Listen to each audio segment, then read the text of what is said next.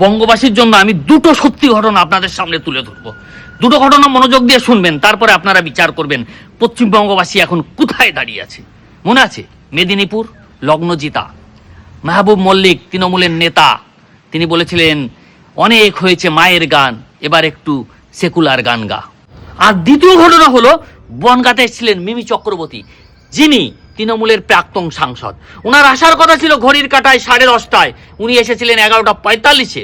ওখানকার যে উদ্যোক্তা, নামটা মনে রাখবেন, তনয় শাস্ত্রী। তনয় শাস্ত্রী কি করেছিলেন, 12:02-এর সময় উঠে বলেছিলেন আমাদের থানার পারমিশন আছে 12টা পর্যন্ত রাত। তাই আপনারা অনেক দেখেছেন মিমিকে দেখা শেষ, এবার আমি প্রোগ্রাম শেষ করলাম।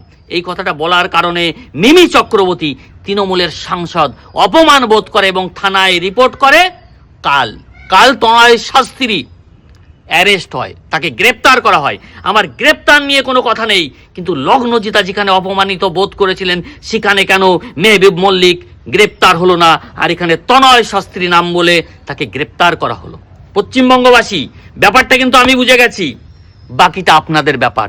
সজাগ হন, 26-এ জাগুন।